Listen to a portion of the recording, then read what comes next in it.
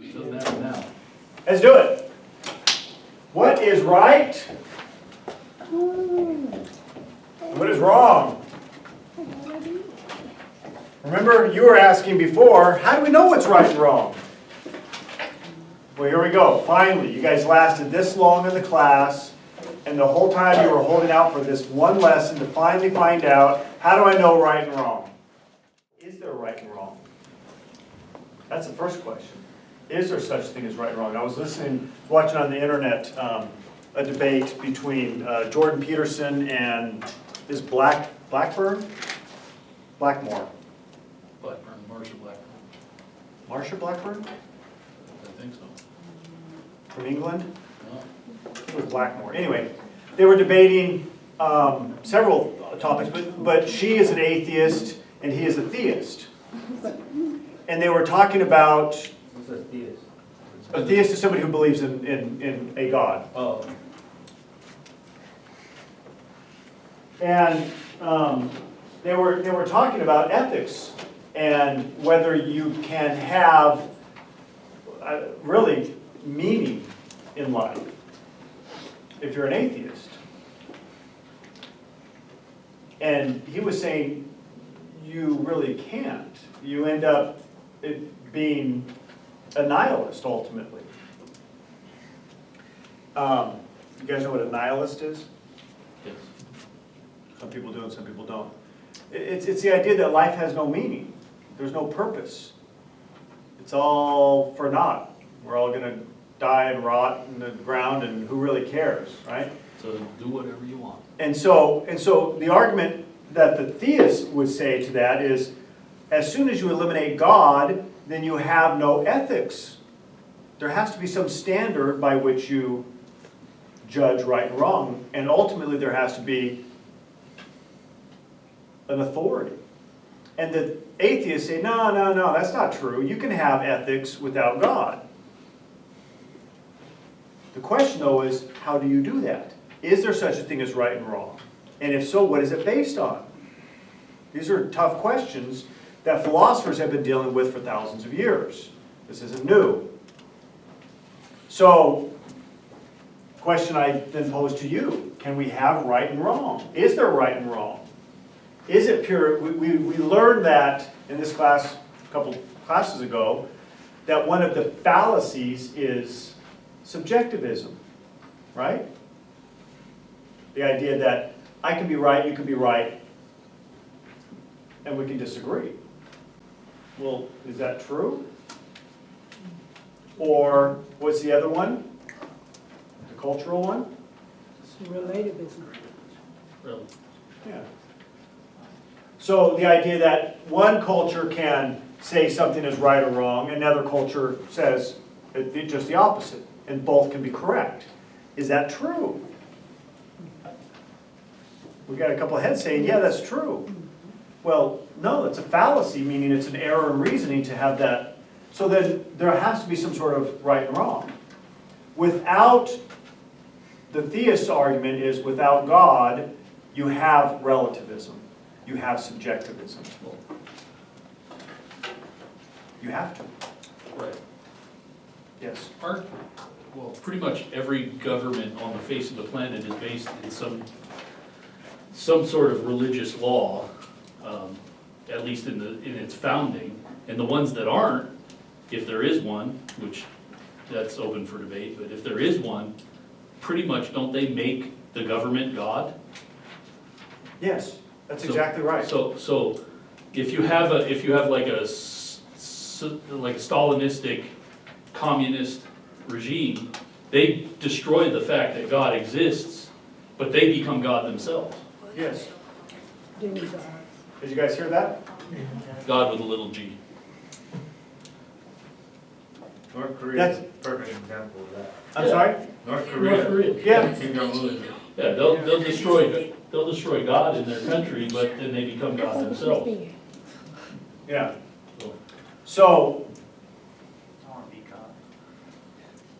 I don't know. well, you know, here's something that you got to understand, is that That's what Judeo-Christian ethics is based on. That's true. We are one of the first philosophical movements, the Judeo-Christian Western civilization, is based on the idea that you have an individual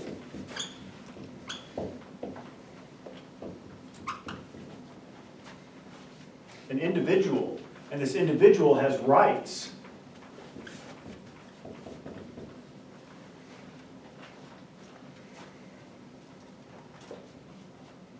You guys just take this for granted, that we have rights. You realize that in the history of humanity, this was never the case. It was society that had rights. It was the king that had the rights. It were the elites who had the rights. It were the sovereigns. By definition, the sovereigns had sovereign rights. Only the upper echelon had rights. Everybody else didn't have rights. It's only this new experiment of philosophical idea that individuals have rights. And you know what it's based on? It's based on what you said. It's based on the idea of divinity. Individuals, divinity. The idea that we possess inherently in us that we are some sort of a embryonic God. That we possess somehow a nature, divine rights. That we have certain connections to divinity that give us rights. Yeah, and it comes through the creation stories. You're created in the image of God. So these are ideas that you guys can't really, not you guys, I mean I've studied it so I know a little bit more about it, but we were all raised this way, so it's hard to see outside of this and to see it differently. We just go, well, of course. No, not of course. The rest of the world doesn't have this. Only the West enjoys that sort of ideal. So, anyway, that aside. Right and wrong. Is there right and wrong? And if so, how do we know? Let me tell you a story.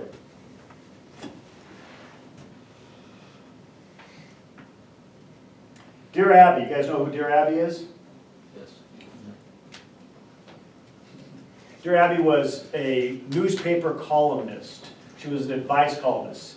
Back in the old days, we used to have, I've told you about these things before, the newspapers. Quora in the newspapers. They were big pieces of paper that had print on them, and then you would open them up, and there were stories and news and things in there that you could read.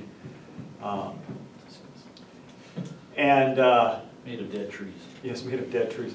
Actually, it's made of dead limbs. It's one of the fallacies out there. They use the limbs, they hack the limbs off. They use the tree for the lumber for building, and they take the limbs and use those for paper typically.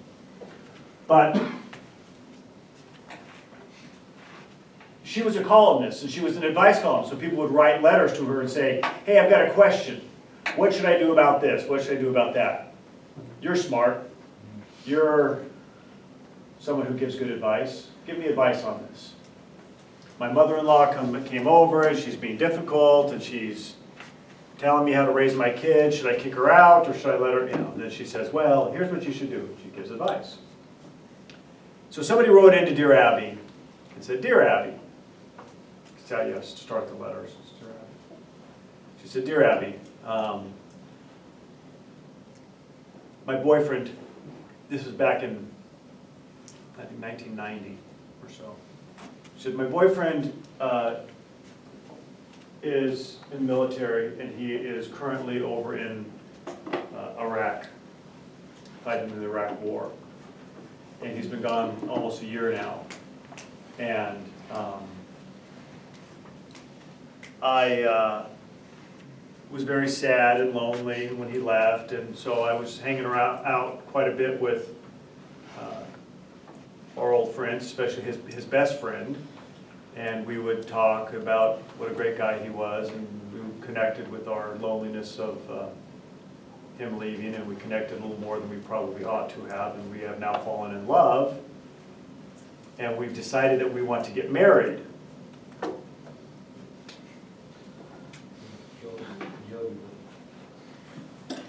So she says, I fall in love with my boyfriend's best friend, and I now want to dump him and get married to his best friend. Should I send him a letter, called a Dear John letter, a dump you letter, or just an advice, or not advice, but information, by the way, here's what's going on? Or do I wait for him to get back?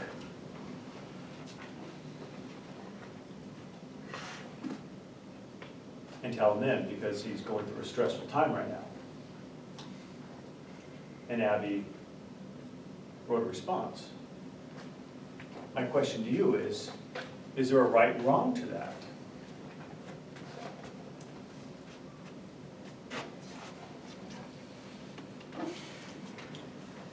What do you think?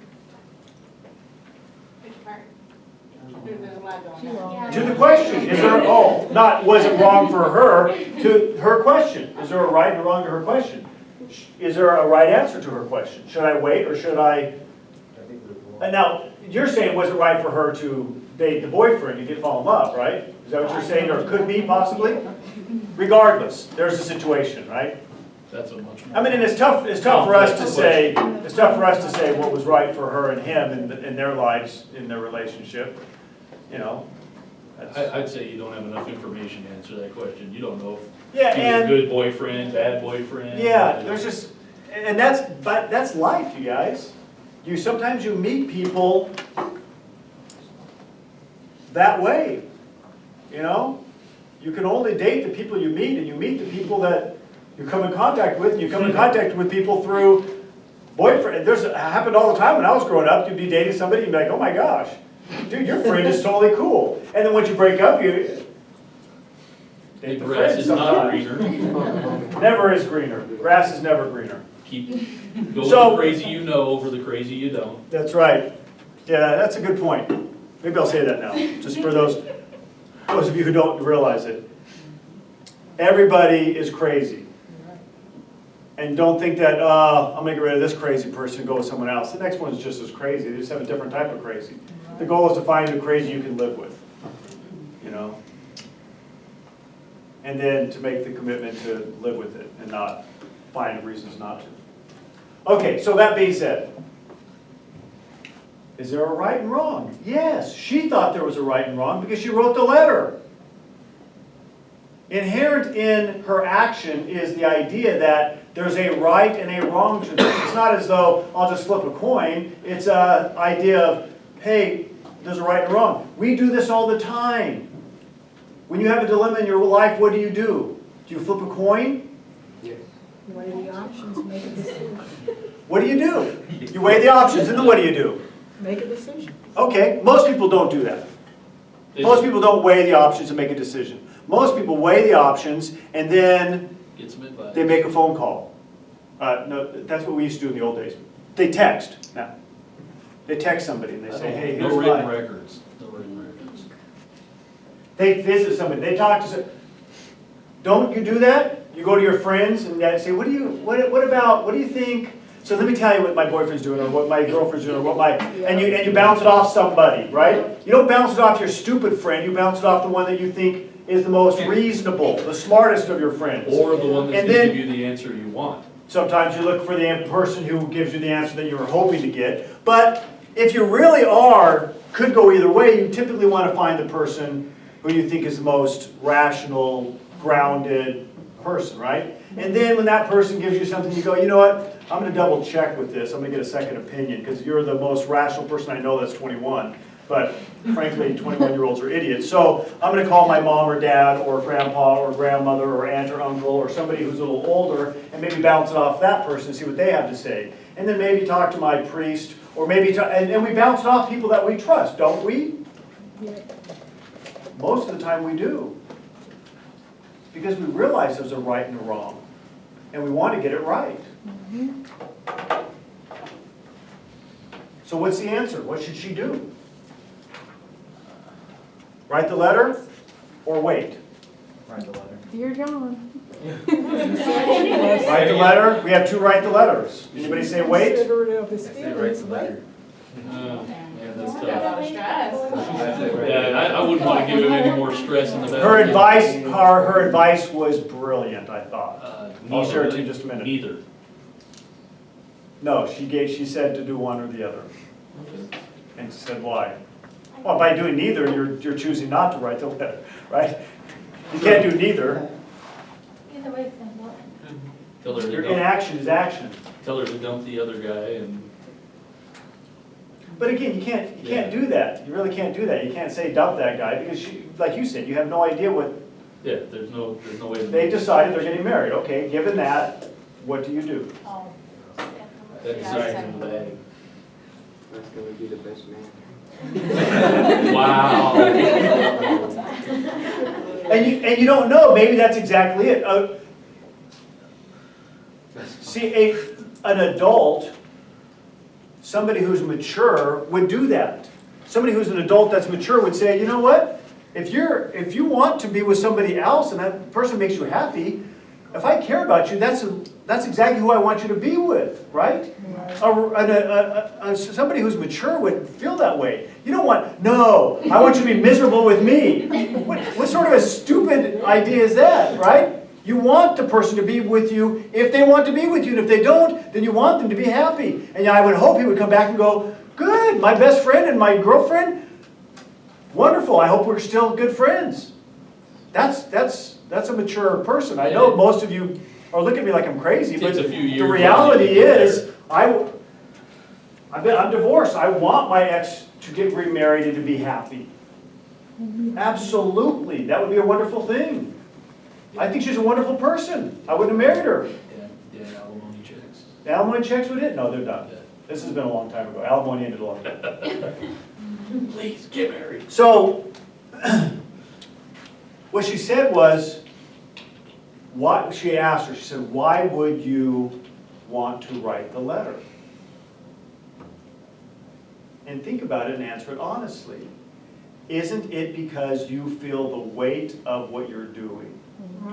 You feel the guilt, the pressure, the weight, and you want to shirk that, you want to get rid of that, and you want to push that off onto somebody else so that you can absolve yourself and say, okay, I can do this and move on. And she said, why in the world would you send him something like that when he is in the most vulnerable, psychologically weak time in his life? People in the military commit suicide more than any other group. They're fragile. The one thing that they're holding on to is that picture of you, that thought of coming home. The last thing you want to do is destroy that one thing he has. Let him get home where he has this family support, where he has other support, and then he can deal with that better than when he's out dodging bullets. And I think you're doing it because you're being selfish, is what she said. Actually, that's funny. And I read that back then, and I thought to myself, and I remember that advice, and I've used that advice a million times in my life since then. I asked myself, why am I doing this? Am I doing this to absolve my guilt, to push off this on somebody else, or am I doing this because it's the right thing to do? And I'm just giving you an example of, it comes full circle. How do I know what the right thing to do is? Okay. My wife has said that when we watch movies where it's like, the guy confesses, he breaks down and confesses that he cheated on his wife, and she's like, he's just doing that to get it off his shoulders. If she was never gonna find out, he should take that to his grave and deal with the Yeah. stress of having to know. By the way, I agree with that. There's Isn't no that reason. crazy? Isn't that crazy? I agree. Yeah. And that's one of the questions that I've given in classes through the years. Did I do that in this class? I don't think so. If your spouse went away on a trip and had a one-night fling, met some stranger and had a one-night fling, they would never see each other again, it would never happen again, No otherwise you would involved. never know about it. Would you want to know? Yes. And Yep. see, this divides, yes, no, yeah, and I've always said, no, absolutely not. Because the person that did it gets relief from the guilt. Absolutely not, I would not want to know that. You know why? Because then it causes a fight. It would ruin my relationship, right? My relationship right now is good. it would ruin my relationship. I would always have that, either we would break up, or if we stay together, I would always have that nagging idea of distrust and that sort of thing. So that's just my personal ideas, is I wouldn't want to know that. Otherwise, they'd never see each other again, and otherwise I would never find out. No way would I ever want to know that. No. How good is your relationship? Exactly. The answer is, People in good no, relationships. seriously, that's a great question. And the answer is, just a second, the answer is, it's a type of relationship that is made up of human beings. Every single... I didn't hear him. All you have to do is what? No, good. But yeah, but you see how that would ruin the relationship, because then that's what you'd want to do, right? You'd want to get back, you'd want to hurt. You hurt me, now I want to hurt you. I mean, it ends the relationship. So the question is, are you willing to end your relationship over it? Statistically speaking, people in good relationships are more likely to cheat than people in bad relationships. It's an actual. That's interesting. Two wrongs Proves make it. right. Thank you. Two wrongs make right. So the answer is human beings all make mistakes. There's not a single relationship where you haven't said something that was wrong, looked at somebody else wrong, thought something, said something. Every single relationship you've been in, you've done something that wasn't perfect in the relationship. And so then the question is, do you dump every relationship because you haven't been perfect in every way? No, you don't. I hope not, because then you'll just die lonely. Relationship's doomed if you stop fighting. So I'm not justifying that. I'm just saying it's What's that? got to decide whether that's something you're willing to destroy the relationship over. Not worth it. Okay, right and wrong. How do we know? So you tell me, where do we get our right and wrong information from? What did you say? Our morals? Where do we get our morals from? Okay, so you're taught by your family?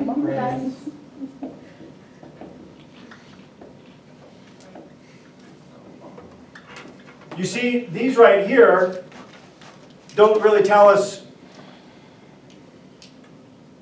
where we're getting them from, other than these are hearsay. Society? Again, society. All these are, this is what other people are telling me what's right and wrong. So basically what you're saying is, I know what's right and wrong because people tell me what's right and wrong. And if somebody tells me what's right and wrong, then I can know what's right and wrong. I have no personal internal compass to use whatsoever. I just wait for somebody to tell me. One friend tells me to do this, I do it. Next friend tells me to do this. Society tells me to do that. I then bounce around, and I have no moral compass whatsoever. Is that really where we get our morals from? I hope not. Because if so, then it changes based on who you're talking to. It's actually kind of. Where do they get it from? What's the source of right and wrong? What's the source?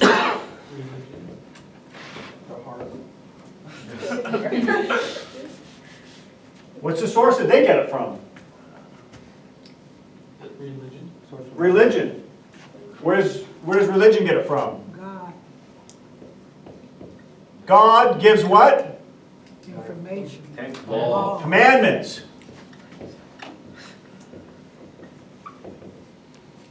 Commandments. You see how that's a source. Don't kill. Don't steal. Don't covet your neighbor's wife. Honor your parents. Right? All those things are commandments. Do's and don'ts. People believe those come from God. Where else do we get? Somebody said society, but what? Government, society. So, and what are those? Laws. Laws. Statutes. Laws and statutes, as you indicated earlier, are merely a codification of a society's morals. We believe something is right or wrong, we put it down, and we all agree on this, right? Yeah, we all agree. Okay, then we'll write it down, and we'll say that everyone has to abide by these. And that's where we get our laws and our statutes from, is our societal morals. What else we get? What else is a source? Internal compass. There's a lot of, like, a lot of different people across the world know that certain things are right and wrong. Conscience? Yeah. You know, you'll find some commonalities in there. So there's some sort of little internal, your stomach quivers, yeah, feeling. You guys have all experienced that, right? Gut check. Yeah. Somebody steps on a puppy and you go, that's wrong. You just, right? It's a natural feeling that you have that you just know it's wrong. Just not cats.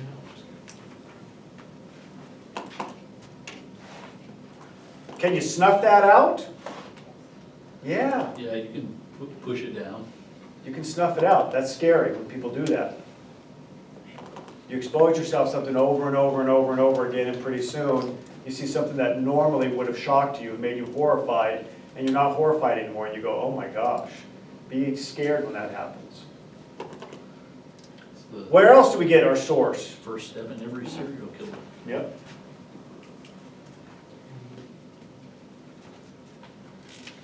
By the way, you have rules. You guys ever heard of the golden rule? Yeah. What's a golden rule? Do unto others as you would do done unto you. Yeah, do unto others and split. I mean, do unto others before they do to you. No, Yeah. it's, you guys don't know it well enough for me to joke around about it. You Oh, guys are I just got writing you. it down. Do unto others, then split. It's do unto others as you would have done to you, right? Treat other people as you want to be treated. Love your neighbor as yourself, kind of thing. Yeah. But the idea is, what if they don't want that? Well, good question, right? Had somebody. The rule is still the rule. You do to other people as you would want to have done to you. Okay, so that's one source. What's another source of how we know if something's right or wrong?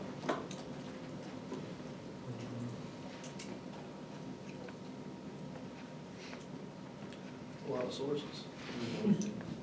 They're all the same source, basically. They are and they're not. They're all under the same topic.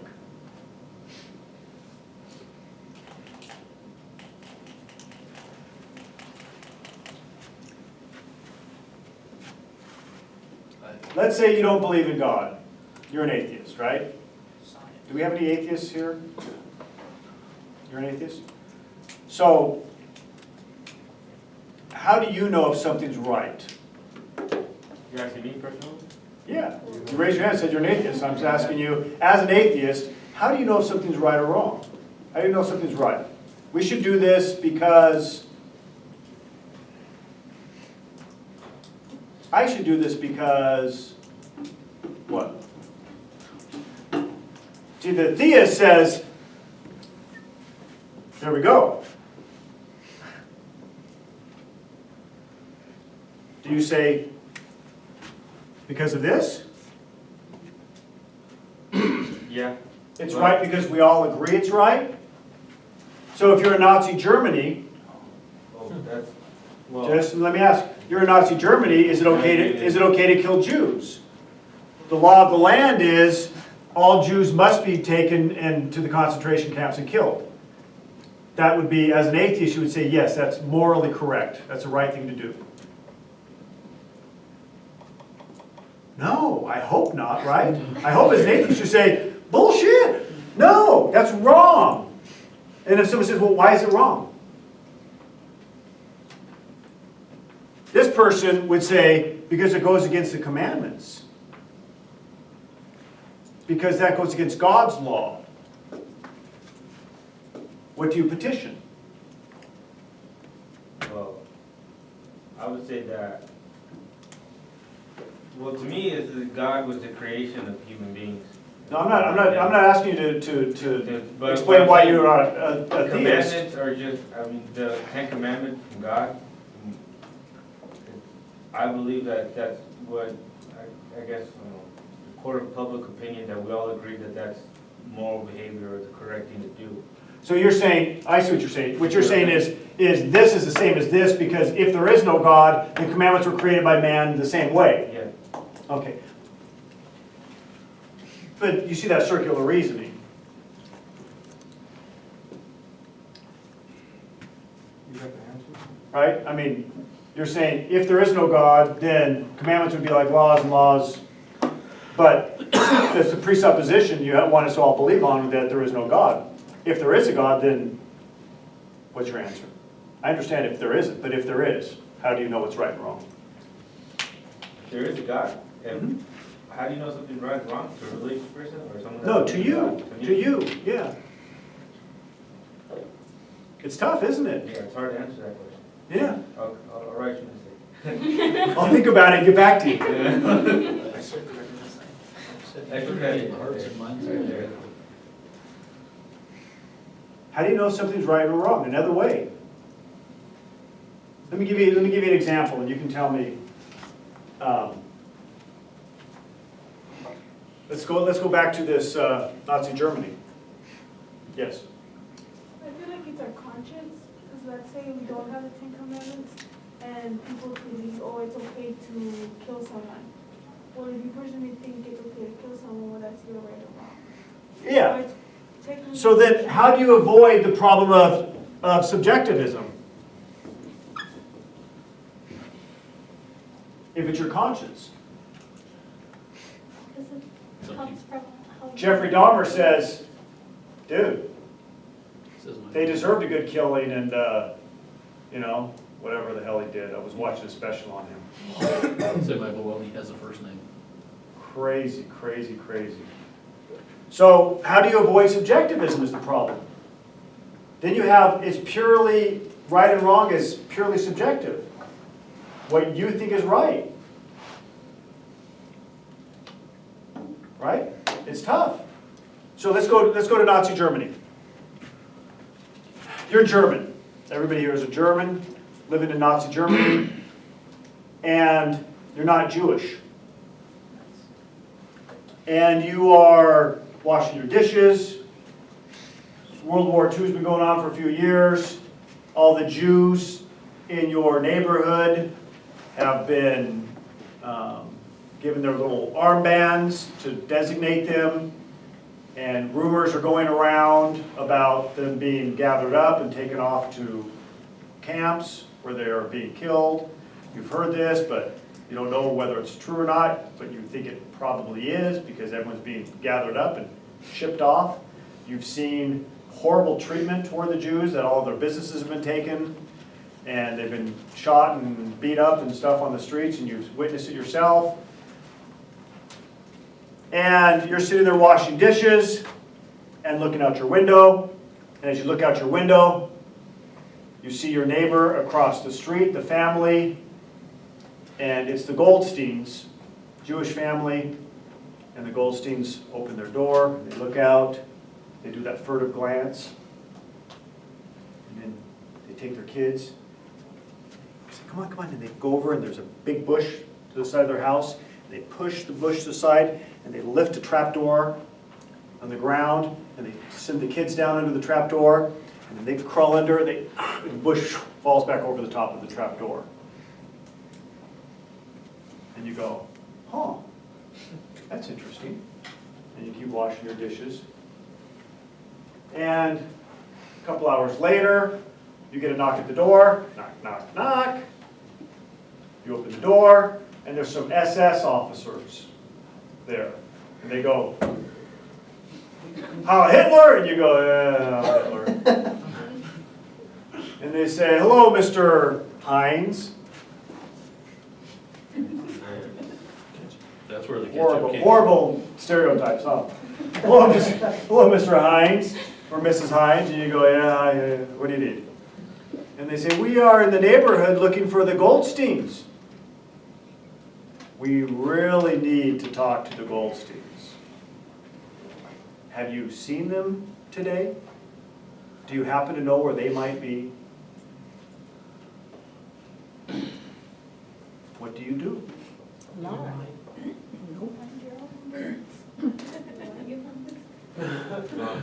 What do you do? You can either say, yes, I have seen them today, and from what I know, they are in a trap door next to their house, or you could say, I haven't seen them, I'm sorry. They have no idea, right? You could easily lie and no, they would never know, or you could tell the truth. Why would you want to lie? Save their lives. so they don't get killed. They're your neighbors, you know them, they're your friends, the Goldsteins. You don't want them to die. You're a human being. You have a connection with human beings. We all have connections with human beings, right? Because you don't want them to die. Wow. So now let me ask you the same question. How do you know if something is right or wrong?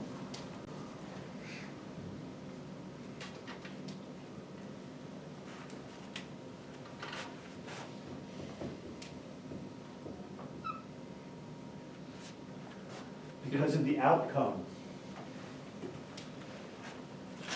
That's how you know. Well, how do you know the outcome's wrong or right? The outcome is a family of, Well, so you're saying that possibly killing the Jews is a good thing, or killing the Goldsteins is a Okay, good thing? that's a different thing. Yeah, no, I understand what you're saying, is that this presupposition that someone would know what's right and what's wrong based on positive and negative outcome. And so, this is what one of the philosophers has said, is you look at the outcome and you find out whether that's the most pleasure for the most people. wouldn't? Just a- Or, just a second, okay. the least pain for the most people. We know what pain and pleasure is, don't we? So you do those things where the outcome generates the most pleasure for the most people and avoids giving pain. So either one. Whatever alleviates the most pain or whatever provides the most pleasure for the most people. That's what's right. You look at the outcome to determine that. So then you don't have to decide whether it's right or wrong, the outcome. You decide whether it's pleasure or pain, avoidance and pleasure seeking. Yes? I will add too, as an atheist, and as you said, like, you have some people believe that, you know, you need God or the commandments to figure out what's right and wrong, that there are times when religion is used for harm, and does the wrong thing, when they use the Bible or whatever, or their commandments to justify an act that is inherently wrong. For example, like, you know. Oh, no, yeah. I don't think there's anybody that, examples in history, but well, More how people- about the World I think- Trade I Centers? think it's more about your conscience, like, I mean, More people have been killed in the name of God than in anything else in this world. No, absolutely not. Well, Absolutely not. It's your moral belief. More people have been killed in the name of atheism than anything else. Well, false God, not big G, little g. It's And what they believe is God, is what I'm saying.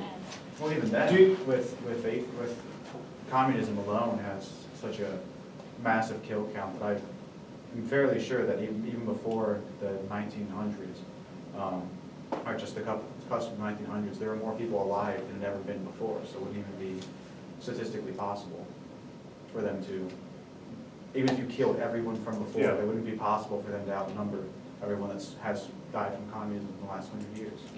yeah, communism, which is an atheist based philosophy, has killed way more people than religion. Way more people than religion. By an exponential number. But that then doesn't, but then again, communism but it is doesn't never- matter. We're not talking about numbers as if one is, you know, who's winning on the kill sheet. So I don't know that that makes it right or wrong, or makes theists or atheists right or wrong. I'm just saying that people kill in both, you know, humans find reasons to kill. And they will use whatever they can to be evil. Evil people will do what they can to be what I'm evil. saying is that you can't define right and wrong based on sources on, like, God and law and rules or whatever. Yes, you can. Yeah, that's what we're doing right now. Yeah, but what I'm saying is that it could go either way. You can go based off your source off of God, and you could still do something wrong. Or you could base it off the law, and you could still do something wrong. No, I'm not saying, no, then you misunderstand what we're doing here. I'm saying, where do we get the ideas of what is right and wrong? Not who What the is outcome is. perfect and unblemished of any wrongdoing. No. All human beings do things that are wrong. People who believe atheists do things that are wrong, theists do things that are wrong, agnostics do things that are wrong. Everybody does things wrong, okay? So we can get that out of the way. No, I'm not advocating for one side or the other here. I'm talking about how do we know what's right and wrong? And I'm going to tell you how to find out what's right and wrong. This is just laying the foundation. Where do we get things right and wrong? Commandments, thou shalt not kill. How do we know that that's wrong? Because the commandment says don't kill. Is that right? Separate. I don't give a crap whether that's right or wrong. That's the source of it, and that source comes from God. These are the sources of how we know something's right or wrong. The friends, we said, but the friends are basically, where do they get it? They get it from one of these things. We either go from, it's a bad thing because it brings about bad actions, or it's a bad thing because the law says, or the rule says, don't do it. Let me break these down. Outcome is a posteriori, and this over here is a priori. What's the difference between a priori and a posteriori? That's after the fact, posterior. Yes, posterior, after the fact. And prior, before. Before what? Before the act. Yes, Before the act. before the act. She said it. Before evidence. This is after the evidence. We look at the outcome. A posteriori is you look at the outcome to find out whether something is right or wrong. It's an ethics that are based in outcomes. The philosophers that had this was Mill, is one of them. And Mill said, what you do to find out if something's right or wrong is you find what brings the most pleasure to the most people, or what creates the least amount of pain for the most people. But it has to have already had the act. No. No? You can think and say, what's going to happen? Like the Goldsteins. Knock, knock, knock. Where are they? Just a minute. Let me think about this. If I lie, am I going to cause any pain to anybody? No. If I tell the truth, am I going to cause, is it likely that I'm going to cause pain? Yes. Yes. Okay. So then I'm going to lie. You see how that works? You look at the outcome. What's going to bring the most pleasure or alleviate the most pain? And then you do that. Over here, knock, knock, knock. Are the Goldsteins there? And what is the commandment? Thou shalt not lie. Thou shalt not lie. Bear false witness. Yes, I have seen them. I saw them go into the trap door next to their home. Why did you say that? Because the rule says you don't lie. I don't look at the outcome. I follow the rule. I follow the law. I follow the statute. You see the difference? Now, there's a philosopher that took this idea and he came up with, his name was Immanuel Kant. And Immanuel Kant, you gotta be careful saying his name. Immanuel Kant said, you must act in a manner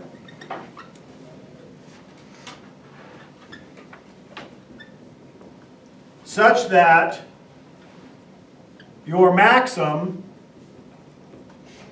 can become a universal law, holy crap, of nature. Can everyone see that? You must act in a manner such that your maxim can become a universal law of nature. When you're trying to decide whether something is moral or immoral, what you do is you must act in a manner such that your maxim can become a universal law of nature. He said that that is called the categorical imperative. The categorical imperative says you must act in a manner such that your maxim can become a universal law of nature. What does that mean? No matter the outcome of the situation, you did what was right. Or you do what it would be universally just. But you personally don't. Okay, yeah, yes? Well, I'm thinking it's along the lines of lying about the Goldsteins because you're doing something wrong for something right. Okay, Now, except he would say you're not doing something wrong. Yeah, The presupposition with that is that it's wrong to turn someone in. So let's go over this real quick. You must act in a manner, okay, I understand that, right? Act in a manner such that your maxim, what does that mean? credo, your, It's like a moral code that you set for yourself. Yeah, your rule, your maxim can become a universal law of nature. What is a universal law of nature? Gravity. That was a good example. Universal law of nature. Something we can't control. Something that has to be followed. The universal law is something that has to be followed. We have no control over following it or not. So he says, you must act in a way that your moral compass, your code, the decision that you're making can become a universal law of nature. So he says, you look at that world. Can that world exist? Is that the world you want to live in? that's a lot to think about in a short amount of time. I know. So, Goldsteins, knock knock. Well, have you seen them? Yes. Why are you saying that? Because I must act in a manner such that my maxim can become a universal law of nature. I cannot lie. Why? Because if I did, then I have to think to myself, do I want to live in a world where everybody must lie all the time as a universal law of nature? Guess what would happen? All communication would cease to exist. Because what is a lie? A lie is an intent to deceive. So everything I ever said to anybody would have to be intending to deceive you. You would know that right off the bat because you lived in the same world, and so you would go, well, I'm not going to listen to anything he has to say because his goal is solely to deceive me, and my goal is solely to deceive him in my response. And so you would just stop talking because no one would care what anybody had to say because it would be simply intended to deceive somebody. And you can't live in a world where everybody must lie as a universal law of nature. I know. Lawyers would cease to exist. Yes? Well, I was going to say, isn't that where you couple it with wisdom? Well, Because wisdom, we no. Kant would say absolutely not. Because what does wisdom teach you? If we're going to live in a world where we're deceiving and there's no trust, and we know, in this case, we lied because we're saving our neighbor, wasn't that an act of using wisdom? Yes. And that's why he would say you don't use it. Because you and I are older than the three. Then what we bring to the table is wisdom. Wisdom is something that you can't learn through books. You learn it through Experience. life and experience. And what does experience teach you? That you don't know anything. Yeah, it teaches you don't know anything. That's Sometimes, true. yeah. But what is it? Are you going to answer the question? Oh, no, it's just. Oh, let me just finish my point, and then you can ask the question. Wisdom teaches you the outcome, the likely outcome. That's what wisdom teaches you. You learn through experience of living, when you do X, Y, and Z, this typically is what happens. You don't say that to your friends. Your little kids are going there and they go, blah, blah, and they say something, you go, no, don't say that. Well, why not? Because it will hurt their feeling. I've learned through my experience, right? And so you share these things, and you guys do that with younger people as well. You share your experience, your wisdom. And what Kant would say is, no, I don't give a crap, because all you're saying is you think you know what's going to happen. You think you know what the outcome is going to be given your life experience. You don't make decisions on the outcome. You make decisions on the rule. The categorical imperative demands that you act in a manner such that your maxim can become a universal law of nature. That's what you do. What's right and what's wrong is very easy. You do what's right, regardless of what the outcome could be. So you just tell them, this is where they are. Your job is to say, to be honest, not to save the Goldsteins. Kant was a communist, apparently. I'm sorry? I said Kant was a communist, apparently. No, he wasn't a communist. In fact, to the contrary, his ethics fall on the right side of the political spectrum. This is on the right side, and this is on the left side of the political spectrum typically. Yes? Well, making a decision between right and wrong, wouldn't it be best to like use discretion in certain situations? So like, What is discretion? Using the word. Same thing as wisdom.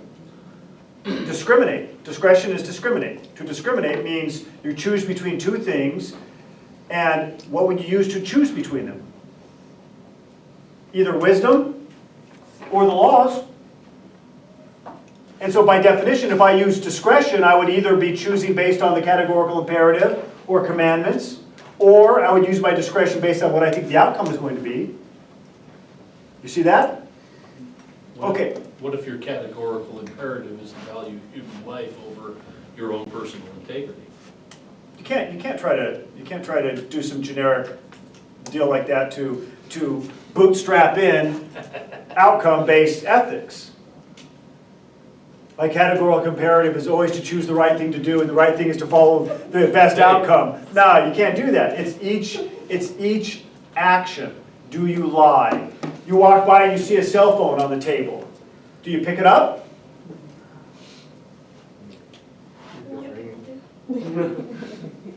Is it because that's the wrong thing to do?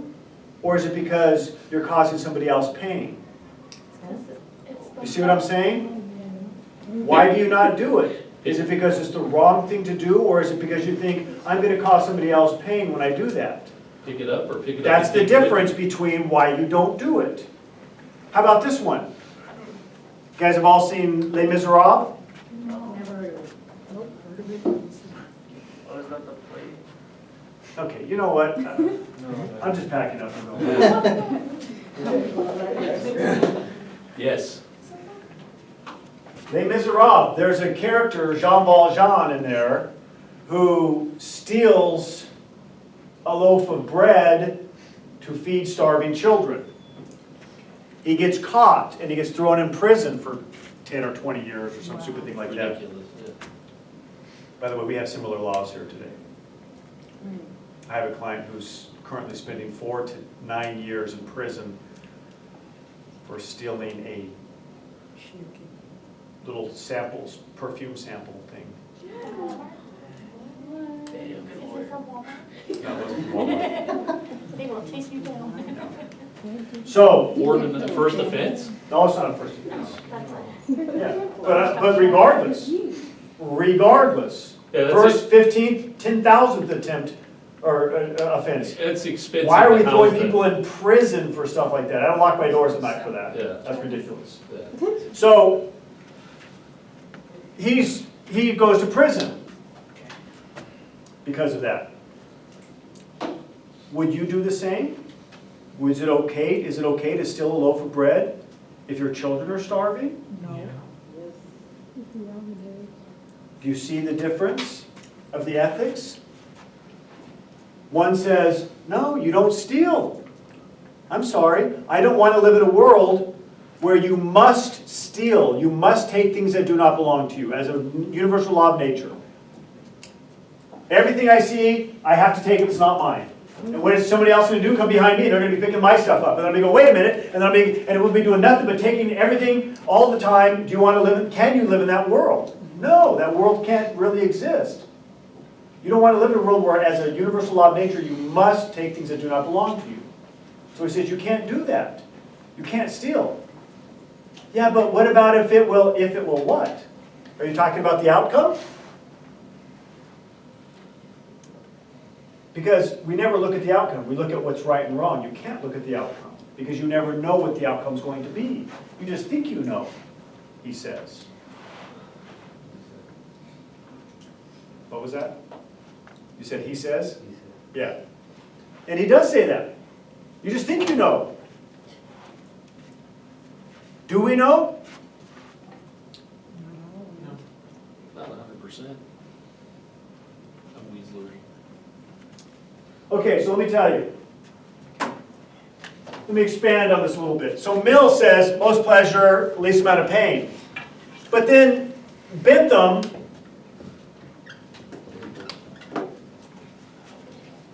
is a philosopher, and Bentham studied under Mill.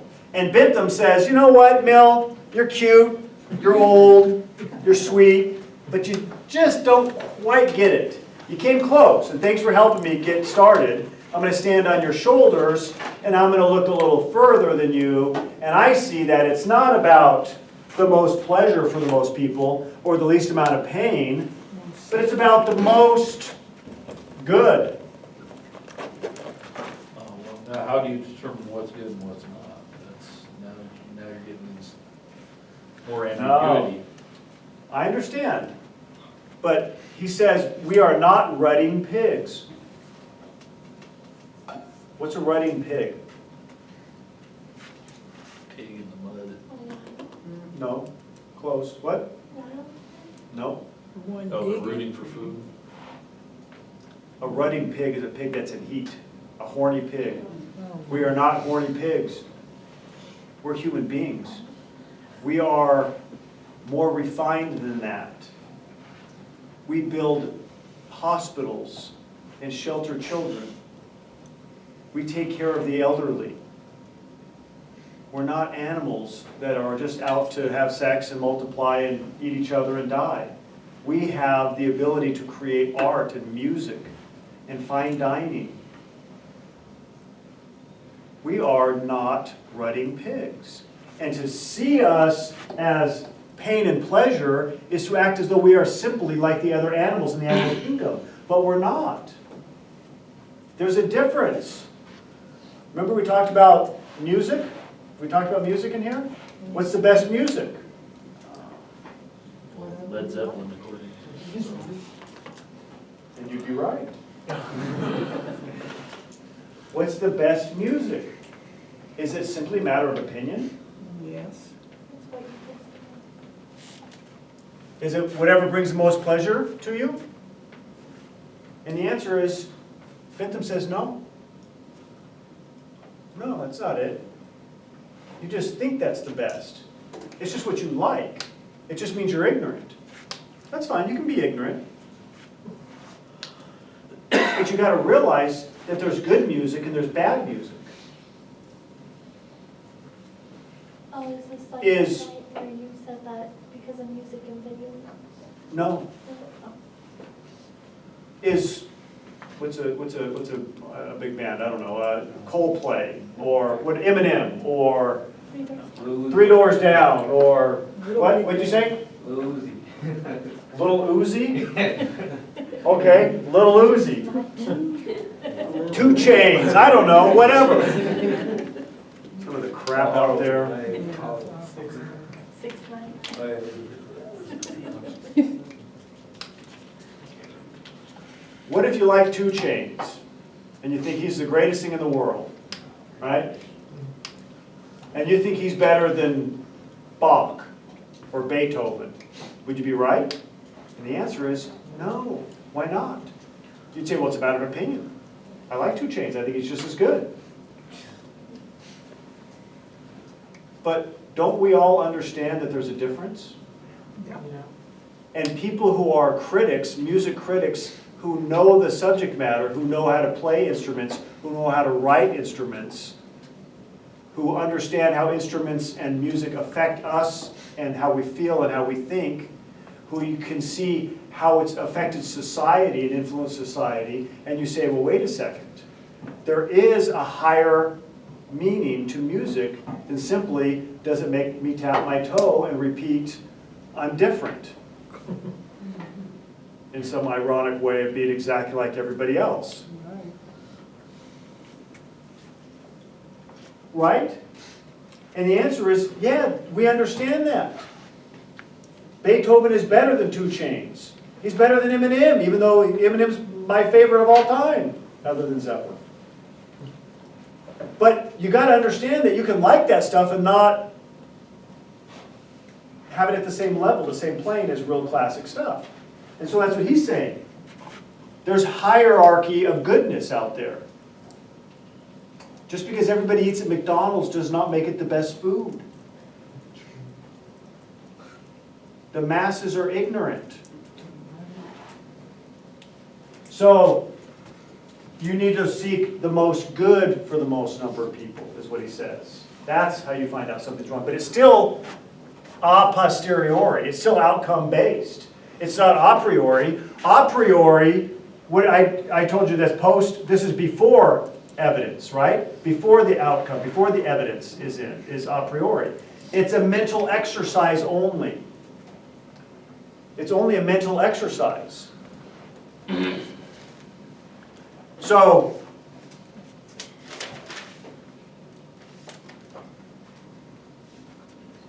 let's talk about Titanic. You're on the Titanic. And has everybody seen the movie? Yeah. How many people have not seen the movie Titanic? Sad. Okay, a couple people only. Don't have to see it to know how it is. Yeah, you know how it is without seeing it. No, you don't. I had no idea that Jack would be dumb enough to just sit there and go, instead of climb on, and go, oh, whoop. All I had to do was They climb could've up been here. playing cards. They And, could've- or she would be stupid enough to just spread out and go, no, this is all mine. I didn't know that's it. I do the boat with Look those. for another one. Just got like, What? they could have cuddled or something. Yeah, he could have crawled up there, they could have cuddled it, but instead she's like, nah, I'm done with it. Just get. I had my hunk of meat there and I'm done. Watch you sink. So that movie, when I saw it, I was just blown away at the majestic cinematography and just a crazy good, well shot movie. And at the same time, I was pissed off at the storyline. And I was a bit offended, to be honest with you, not in a way that I thought, I'm going to march on Washington or write a letter or something. Just personally, I was offended at the storyline. And I'll tell you why. 2,000 people die. Fathers and mothers and children die. You saw that little old couple, right? Yeah. Where she's laying in the bed and he tucks her in and he lays next to her and they wait for the water to kill him, And you see the father take his wife and put her on the lifeboat and she's going, no, and he says, no, go. And then he takes his children and he's putting them on the lifeboat. And he goes to give one of the daughters to his wife and the daughter's holding on to him, no, daddy, no. And he says, no, sweetie, be my little sailor. And I started bawling.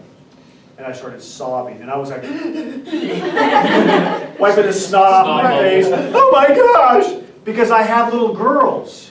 And I could put myself in the shoes of this guy saying, be my little sailor. And to me, that was the humanity of the movie. And then they cut from that to these horny teenagers running around, and I'm supposed to give a rat's ass about Jack and Rose who met each other an hour and a half ago and have true love. Right. Oh my gosh, I was offended. No, focus on a great family that, now I can see the tragedy. Focus on the old couple. Focus on something that has some meaning other than these horny The teenagers. dude that fell off and hit the propeller on the way back. Yeah, focus on his life. Long feather. Damn. Okay, so there's my tangent, sorry. I'm gonna jump in the water. So, Titanic, that's where we were. Yeah.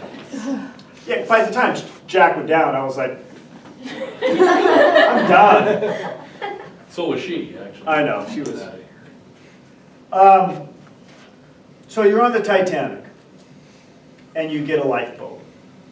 And remember the story that the lifeboats held how many? Twice as much as we're in them. 24.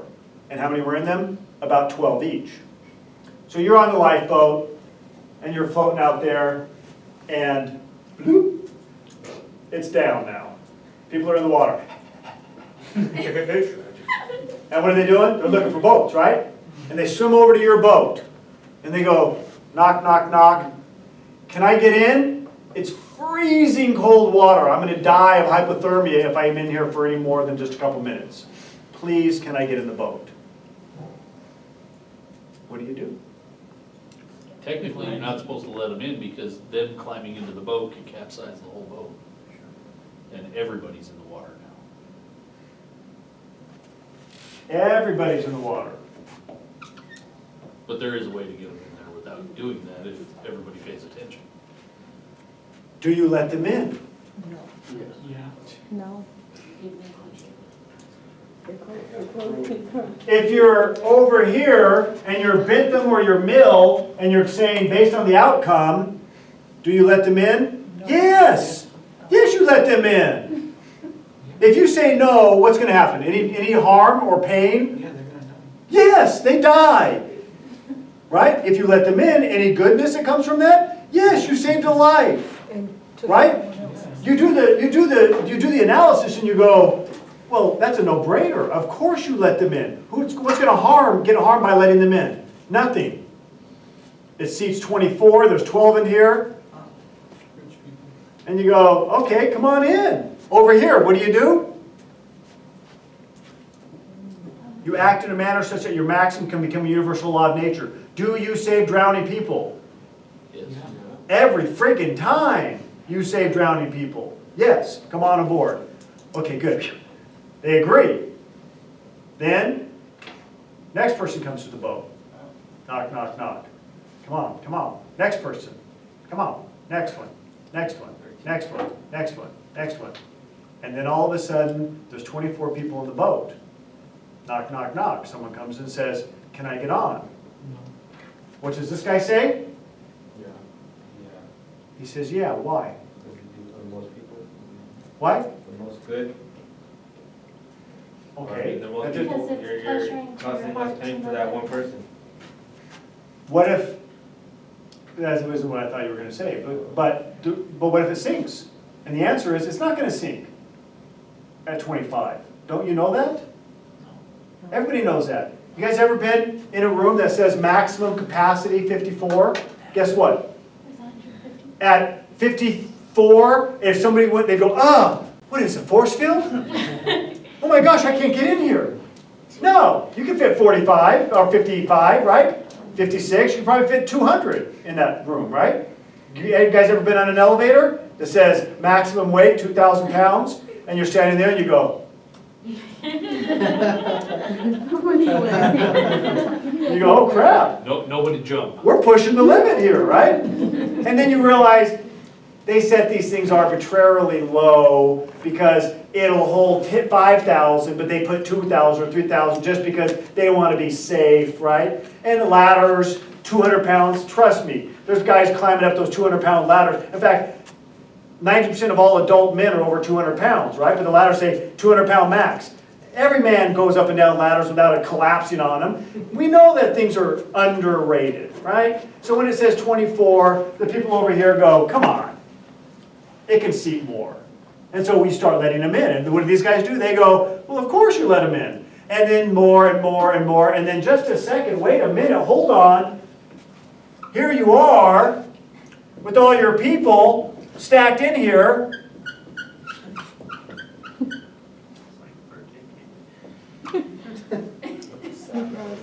And the water level is like that. And you go, wait a minute, just a minute. I know we've got 32 people in our 25 boat, but We gotta let the heaviest off. I don't start weighing people. Start rotating. You're like 2 people. Most good for the most number of people. That's what you do, right? I mean, that's what they'd say you do. You weigh people and you say, I can fit 3 people for you, you're off. 3 to 1, sorry, most good. But that aside, you say, no, right? At some point you say, 36 people drowning to save one life, the most good for the most number of people, I'm sorry, we can't let you on, right? At some point? Right. What does this side say? Same thing. Come on aboard. Um, Absolutely. Why? Because you must act in a manner such that your maxim can become a universal law of nature, and you never look at the outcome because you don't know what the outcome is going to be. You just think you know what the outcome is going to be. Do you understand that? What was that movie that just came out not too long ago where they go out, the boat was in a storm off of like Massachusetts and it broke in half, and it's a true story. They come back on a little tiny boat. It's only supposed to be able to hold like 6 people, and they had like 46 people on the boat. Exactly. And they made it back.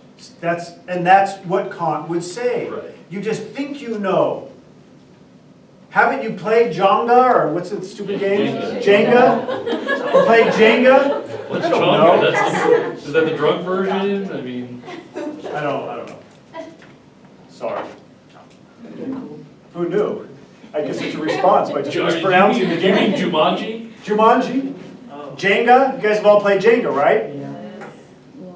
And you go, slide, someone else, pretty soon you're going, holy crap, and you're looking at that, you're going, how is it possibly up still? And you think, next one, for sure, no one's gonna, and then someone pulls one out, and you go, you're sitting there going, how is Like this? defying It's gravity. floating, it's defying gravity, it's tilted into some, and you're going, no, and then someone pulls another one out, and you're going, oh my gosh! You've all been there, right? Nobody breathed. Kant would say, of course you let them in, you just think it's gonna sink. You don't know. You just think you know what's going to happen. Of course you let them in, you do the right thing.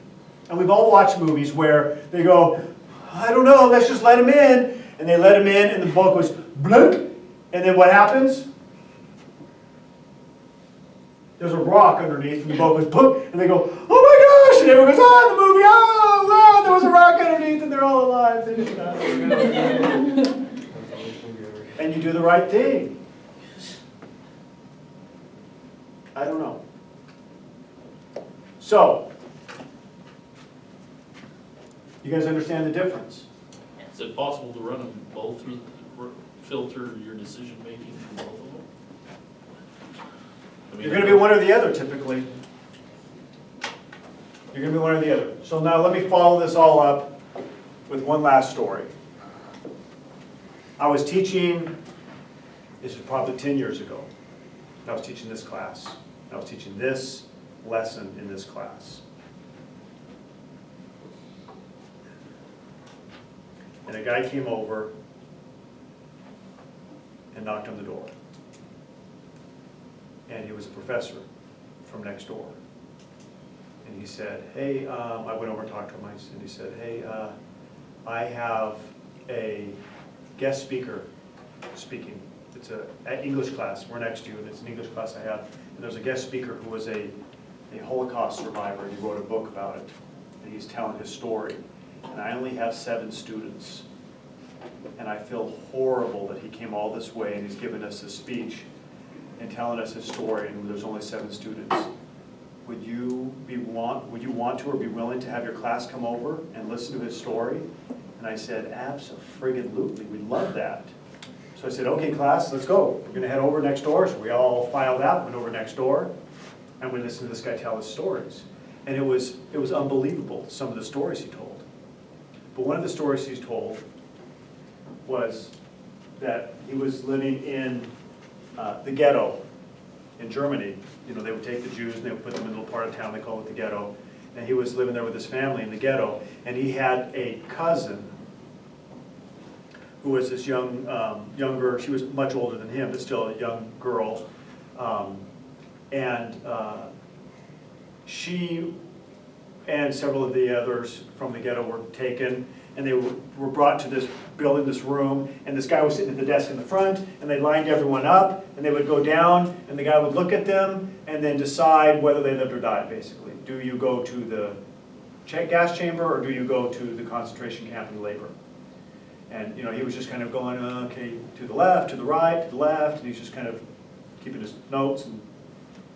And she gets up to the front, and he looks up, and he recognizes her.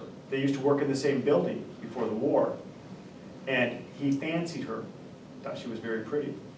And they knew each other and would talk. And he says, "Oh, Fräulein," whatever. And she says, "Oh, hi." And he kind of talks with her a little bit, and she talks with him, and he says, "You know, I always liked you. I thought you were super cool." And she said, "Oh, thank you, thank you." He says, "You know what? I have the power to do whatever I want here. So I'm going to give you whatever you want. What do you want to do?" She said, "Are you serious?" He said, "Yeah. What do you want?" She says, "Well, I'd like to leave the country. I have family in Bulgaria. I'd like to go to Bulgaria." And he said, "Okay, that's fine. Just you, or do you want anyone to go with you?" And she said, "Seriously?" He said, "Yeah. Who do you want? Give me the list." And she said, "Okay." And she said, "My mother, my father, my aunt, my uncle, there's 3 kids." And she listed out all of her family that was living in the ghetto.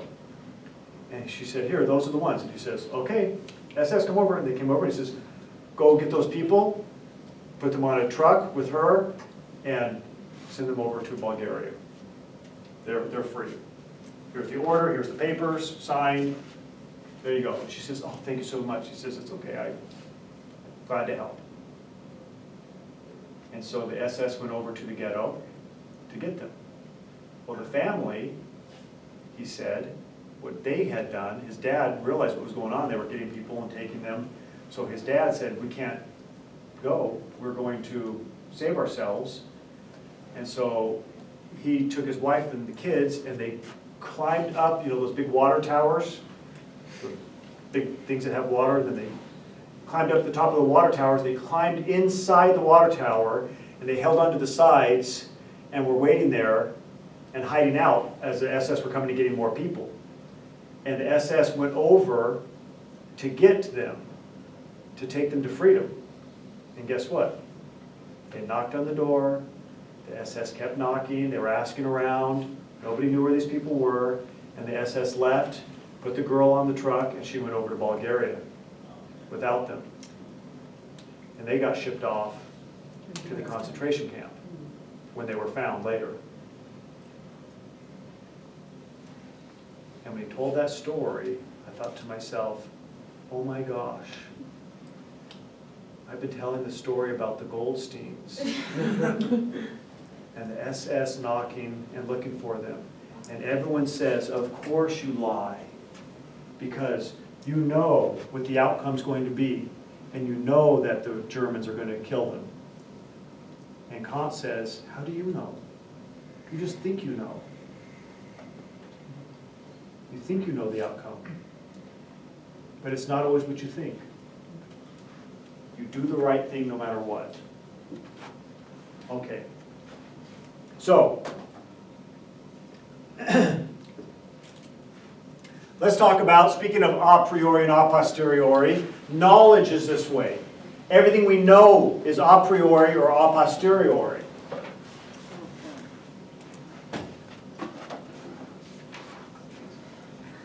For example,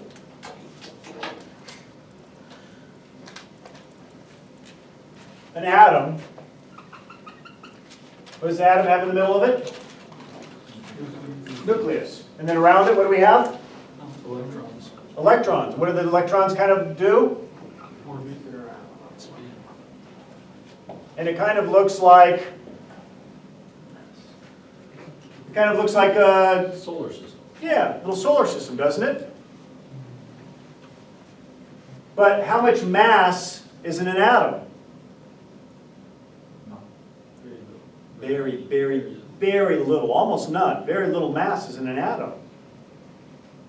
And the distance between these is like the distance between the sun and the planets. It's just millions of miles in relation to this distance there. They're very far apart. All mass that we have is made up of atoms, right? So if the atoms have very little mass and the distance between the mass is so huge, statistically speaking, it would be like taking a pebble and going to a chain link fence. You guys have ever tried to throw a pebble through a chain link fence? What happens?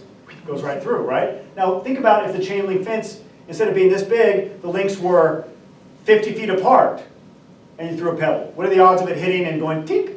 Very slim, right? You can throw it all day long and never do it. So the question is, why is it if I go like this, my hand stops? Why can't I walk through the walls?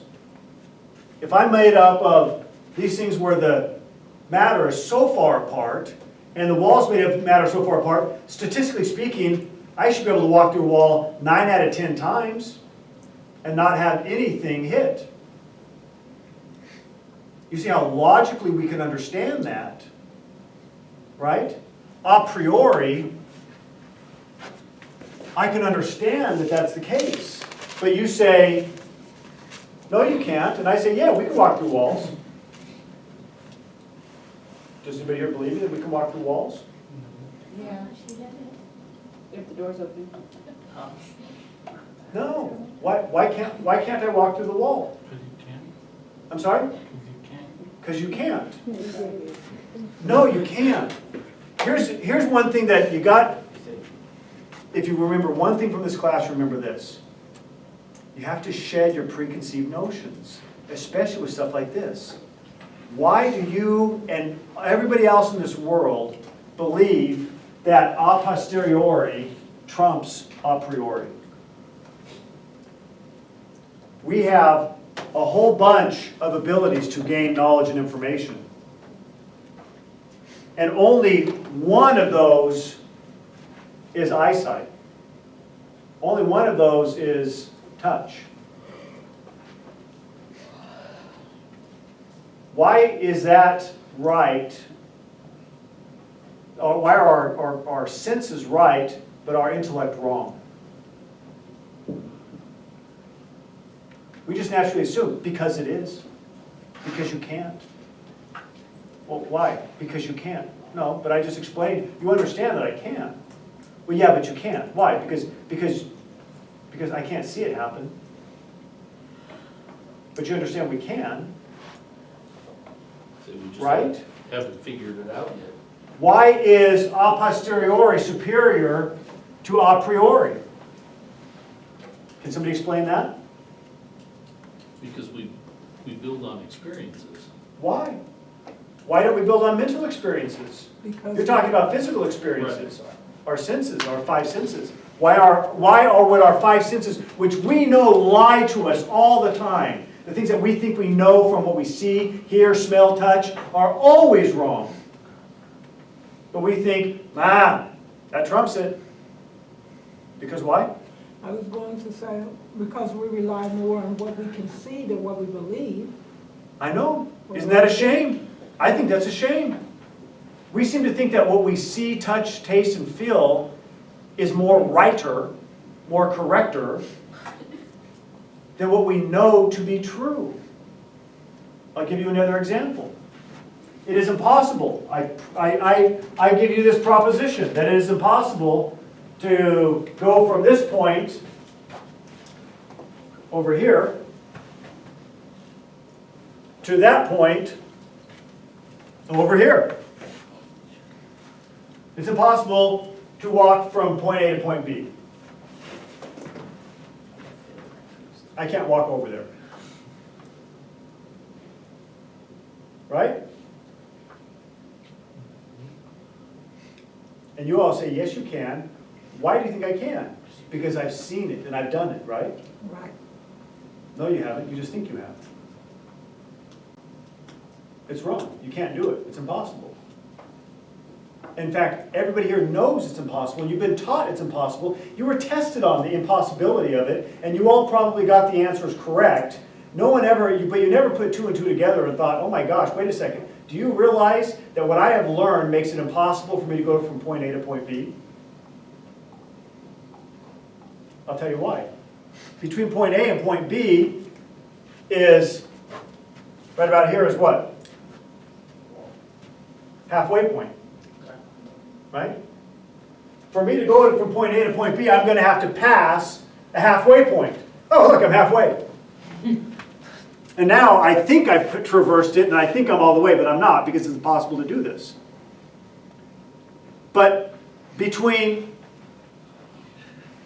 the halfway point and here is a halfway point, that's right. It's another halfway point. And between this halfway point and there is another halfway point. And between here and there, there's what? Another halfway. And Ad infinitum. how many halfway points are there? An infinite? Whoa, whoa, whoa, whoa, what did you say? An infinite? Is it possible? Is it even fathomable for you to pass an infinite number of points in a finite amount of time? Nope.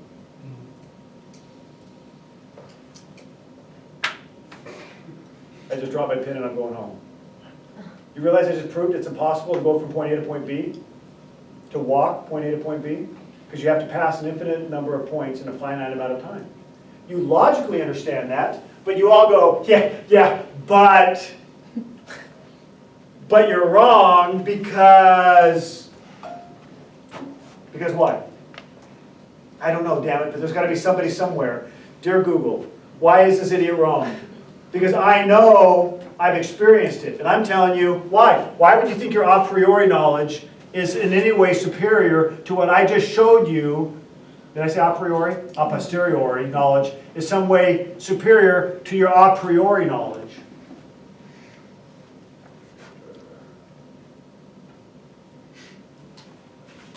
Right? I just gave you two examples of things where you logically know the things that you've been taught according to the science that says this is science, universal science, and we all said, yeah, I got it, okay, infinite number of, okay, got it. And no one ever thought, whoa, wait a second, I had it. Can you imagine if you did this to your professor, your teacher in high school? So then, if between point A and point B there's an infinite number of points and I wanted to traverse that, wouldn't I have to pass an infinite number of points in a finite amount of time? And your teacher would go, what? Philosophical. How about this one? How about this one? If I want to go from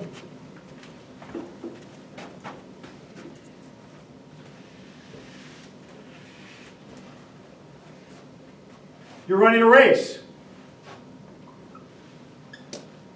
That's a horrible run. There we go.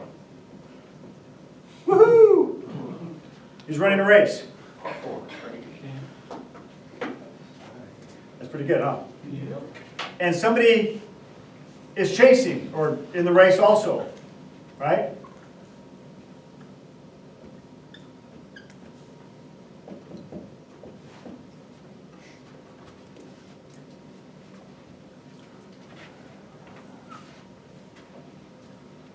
This person takes off first, this person takes off second, chasing after him. If this person's a faster runner, can this person pass that person and win the race? No. Impossible. Yeah, because he took off first. This guy could never win. He could trip. Doesn't matter. He could fall. Half a second, 1 second, 10 minutes, doesn't really matter. It doesn't matter how long the race is. He can never win. I see your eyes squinting. You're going, what?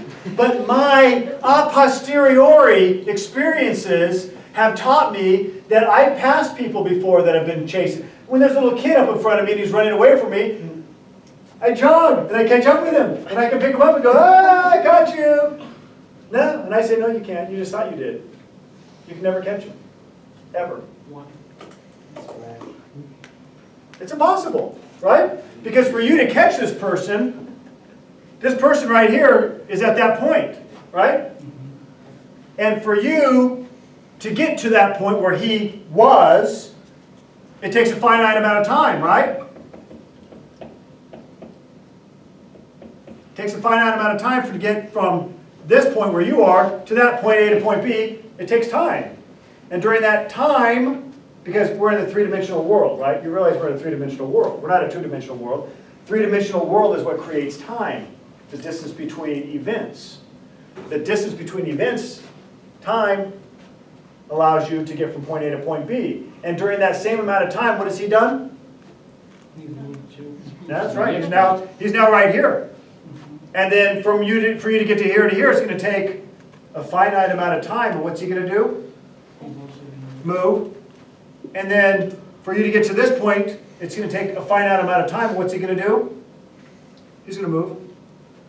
And so on, and so on, and so on. You can get up to him, but even if it's a small little sliver, it's going to take and so you'll go, and you'll never be able to pass him, because as long as he stays moving, in motion, he will always be ahead of you, and it'll always take you a finite amount of time to get to his next point, infinitely.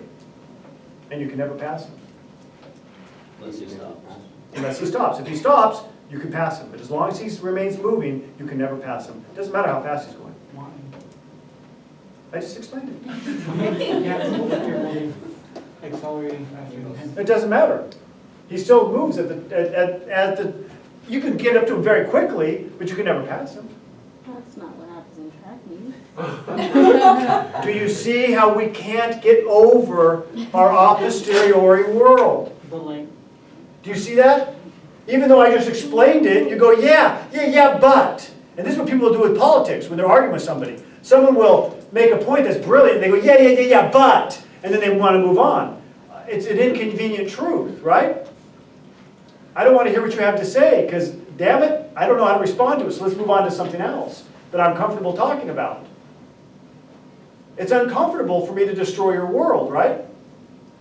Why don't I just walk through the wall? How can I get from point A to point B? Why are we lying to each other? Either science is wrong, which is possible.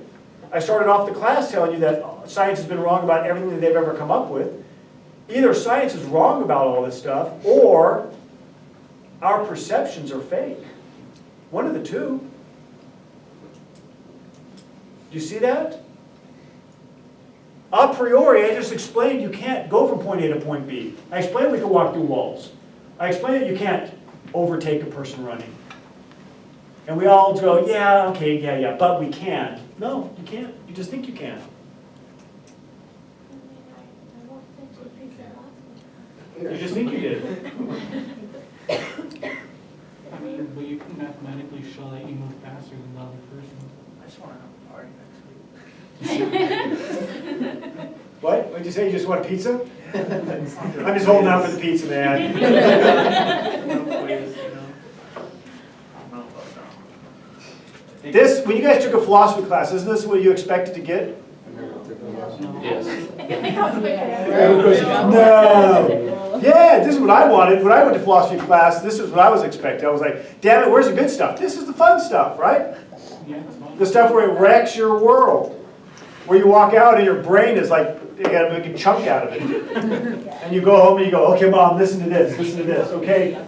I don't know how he did it, but there's like, you can't run. And, like, damn it, what did he say?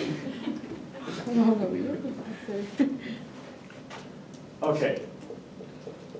I just tell you this because I want you to remember always to have some humility when it comes to knowledge. What you think you know may be completely wrong. This simple. These are paradoxes that Zeno came up with.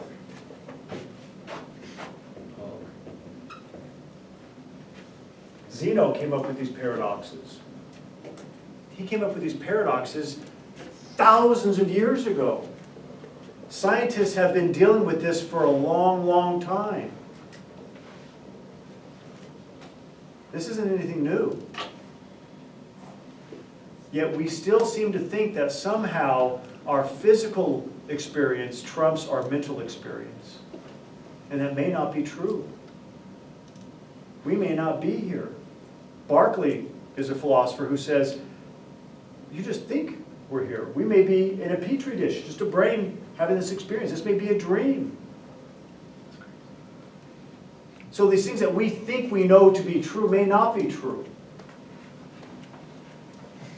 So again, have some humility when it comes to what we think we know. Don't be like, oh, so silly. No.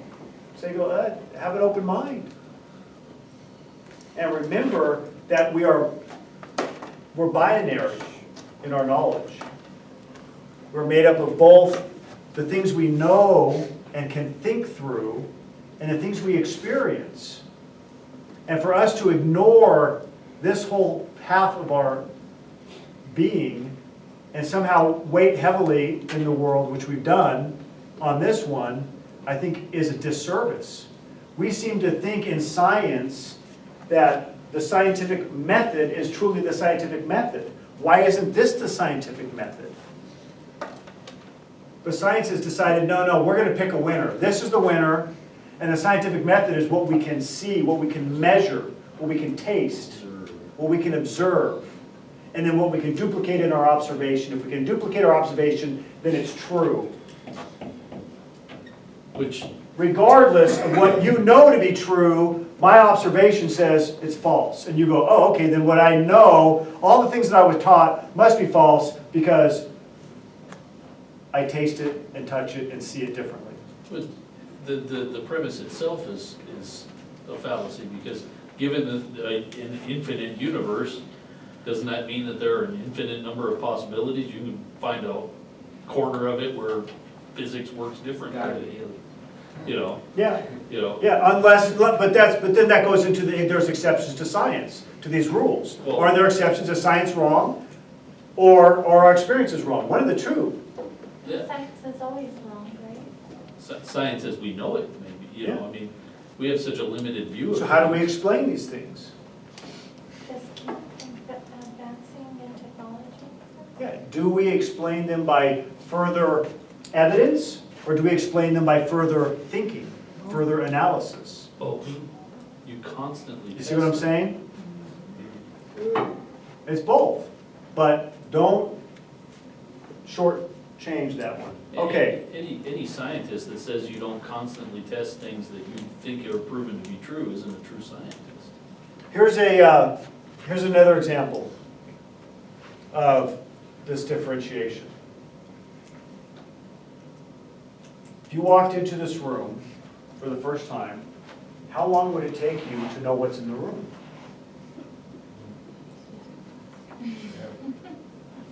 You walk in, and how long does it take you to know what's in the room? You don't know because of all the stuff that I'm just talking about the big stuff, not stuff underneath the carpet, but you know. What's currently in the room? Yeah, a few seconds, right? Yeah. You just look around and, okay, I got it. There's desks, there's a clock, there's, okay, yeah, okay. You do that all Okay, the I got time. it, all the Throughout time. your day. You assess it all the time, right? If you were blind and you walked in the room, one sense missing, sense of sight, how long does it take to see everything in the room the same way? To know what's all here? It would take hours and hours and hours. You'd have to go in and you go, okay, is this a room? I don't even know. Let's see, you'd have to go over, there's a wall, oh, there's a desk here, so let's go around, oh, there's another desk. And your mind starts putting it together, right? And you start going, okay, what type of a desk is this? And you start feeling the desk, and then, okay, then the ground, it feels like carpet, and so your mind starts putting it all together. And how long would it take to get the same understanding that a sighted person has? Think about the difference, right?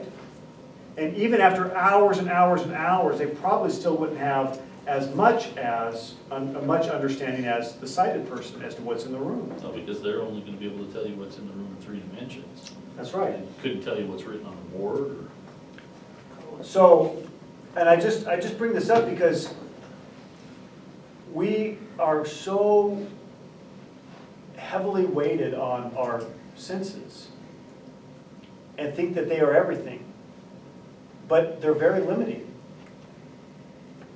What if there's something that your senses aren't equipped to perceive? That's right. What if we added just one more sense? It would be like giving sight to the blind. Would we see the world differently? Right? And think about that. We just think, well, that's silly, that because the way it is the way it's supposed to be, the way it has to. No. What if there were one more sense? What if there were a fourth dimension? What if all these things, wouldn't it change everything? And again, we are so condescending to some degree at what we know. Well, we know what's going on. We've reached all knowledge. No, we haven't.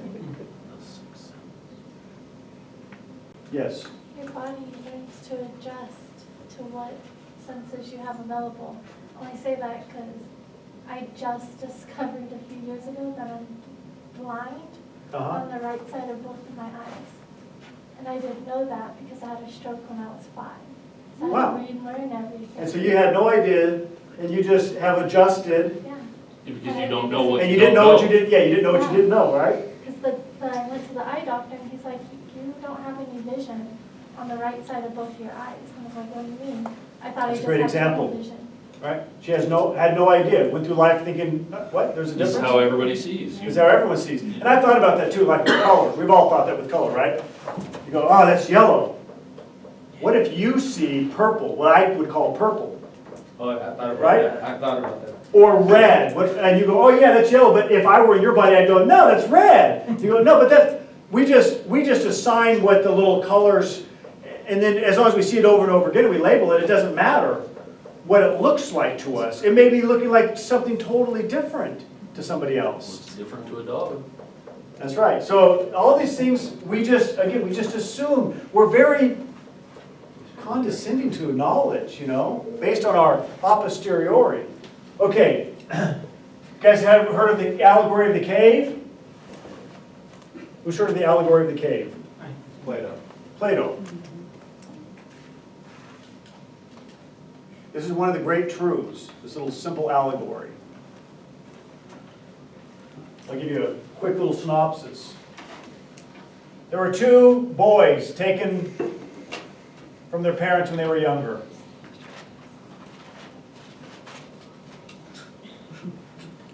And they were put in a cave. And they were chained to a rock.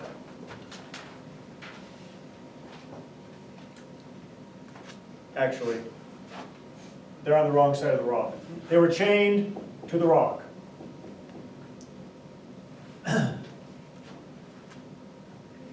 And inside the cave was built a big roaring fire. That's too big, that would roast them.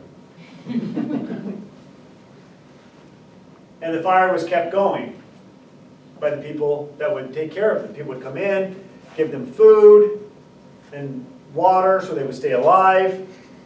And their only perception was this wall of the cave right here.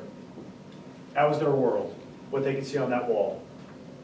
And that wall would only project the shadow of this rock or what anybody would put in front.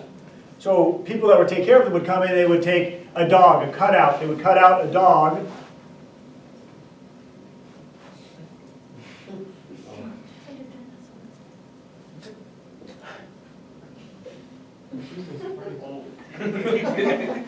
That's a good dog. They would take the dog, the cutout of a dog, and they would put, but this is the point, right?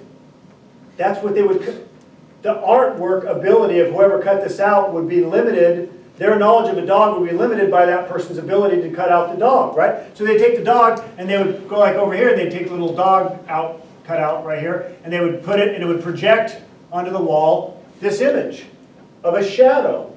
And so it was a black and white shadow. And people would cut out trees, and they would, put the tree up there and project an image. And they would take a chair, and they would do all these different, anybody knows Plato, you understand why he does this, his forms.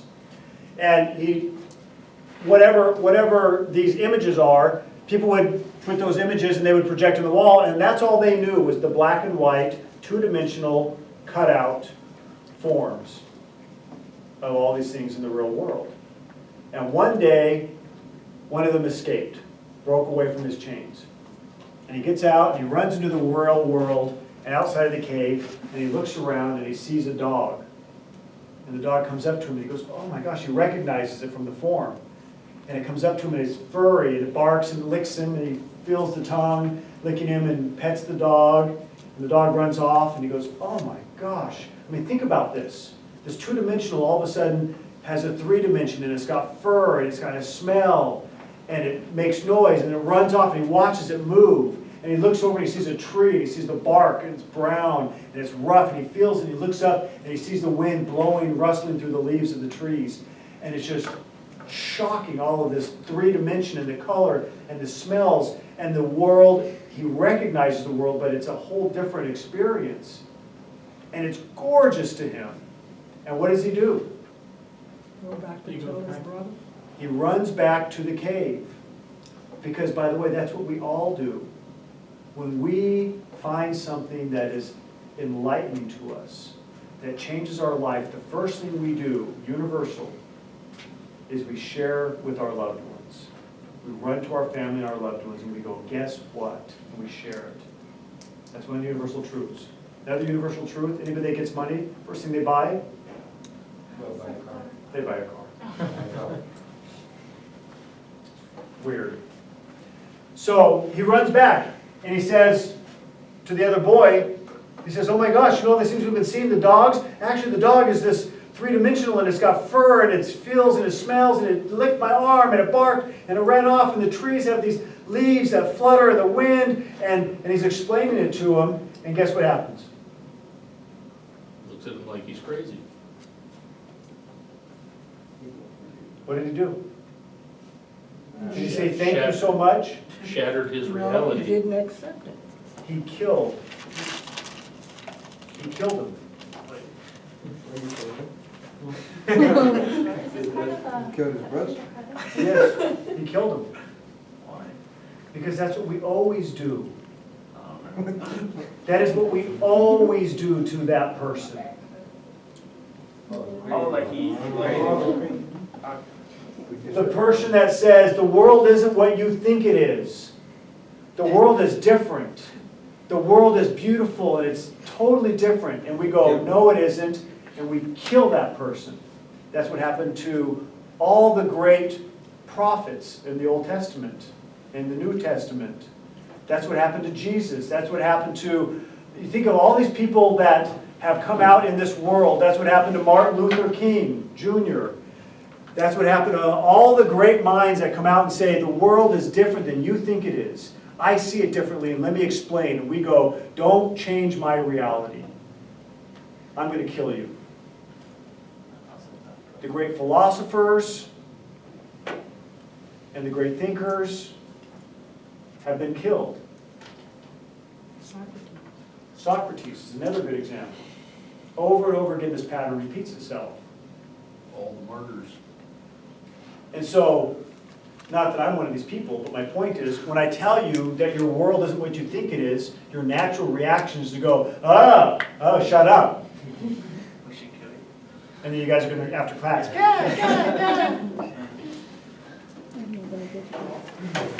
And by the way, one last thing to the atheists in the room. Remember this one thing. When you get up and you get ready in the morning and you go to school, ask yourself why.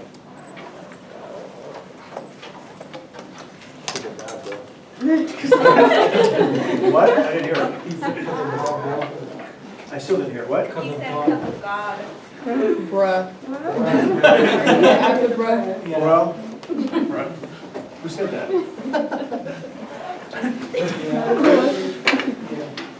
Meaning, what's the point? Yes. The reason, and think about this. Why do you try to better your life?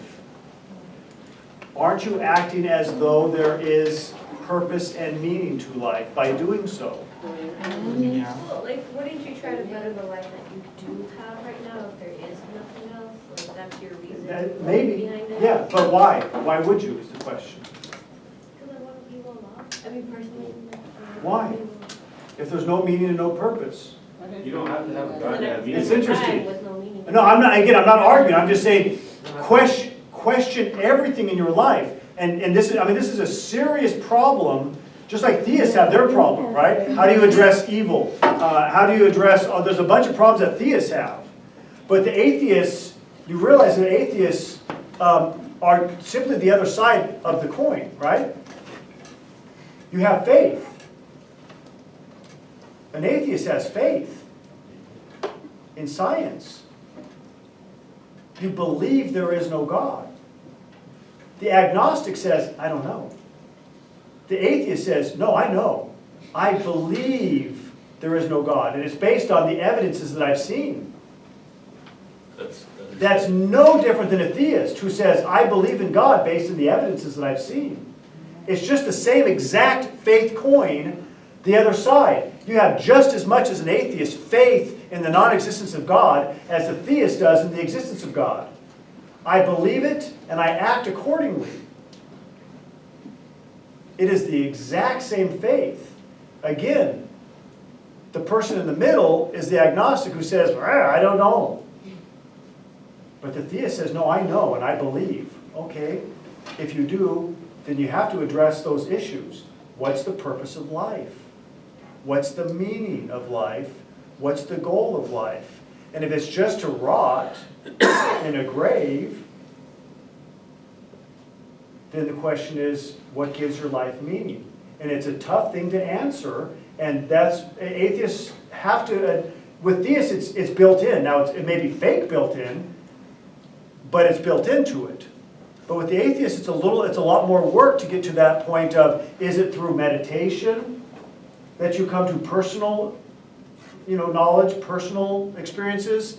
Is it the face of a child? I mean, what gives you meaning in life? And it's a little tougher. So I challenge those of you who say, no, I'm an atheist, question those things so you can address those and have a little better understanding of who you are and where you're coming from. Yeah, because wouldn't it be easier to go down the nihilist path It is, at that point? it is slippery slope to the nihilist. Which means that you can do whatever you want. 'Cause There is no right, there is no wrong, there is no purpose, there is no meaning. F it. It's so easy to get to that point as an atheist. So that's why as an atheist you really have to stop and go, wait. I'm not that. I'm not a nihilist. So why aren't you? And then you need to start building up and finding, where do you find that meaning? Where does it come from? Yeah, I had a friend that was a pretty vocal atheist for a long time and moved towards agnostic because he said, well, I gotta have some absolutes. I gotta have some absolutes or else it's gonna go very badly for me. Yeah. Yeah, and atheists, most atheists that I know, live a theistic life. In that they get up, they work toward a goal, they have children, they raise their children with ethics of, for them to grow, as if there is some sort of measured purpose, direction, meaning, and architecture involved with humanity. Most people live that life. Now, they then say, even though I live a theist life, I don't believe in God. And so then I think, well, then what gives you that purpose and that meaning? And it's tough to answer that question. So think about it. Have a good week. Oh, wait.